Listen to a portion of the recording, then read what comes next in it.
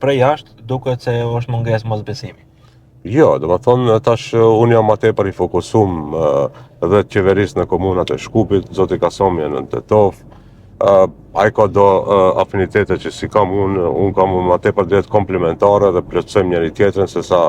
punë konkurrencë, po edhe po tjetë punë kontrolle, konkurrencë edhe ajo në parim nuk është e keq. Por kur e përmende Nën Terezën, sepse më mirë është t'i përmirësojmë gjonat vetë se sa para se të na përmirëson popullin. Po, a kur do jenë zgjedhjet e parakohshme? Po edhe kjo temë dhe më thonë është ngrit nga ato të cilët e kanë rënë pra të rrinë në opozit pas 20 viteve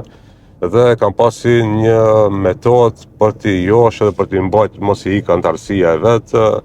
prej se ka fillu kjo qeverisje në çdo 2-3 muaj pra ka pas paralajmërim për zgjedhjet parakohshme, do ketë mas 3 muajve, do ketë mas 6 muajve, kalun 2 vite dhe mendoj që besoj që i vjen edhe turp mo ta përmende se po i afrohemi zgjedhjeve të rregullta, gjysma e mandatit ka kaluar, nuk ka domethënë bisedohet normal në vazhdimsi, po mendoj që është viti vetëm domethënë i cili nuk ka zgjedhje as presidenciale, as lokale, as parlamentare, është vit pra ku edhe biznesi mund ta thotë fjalën e fundit, pra mos ketë pengesa procedura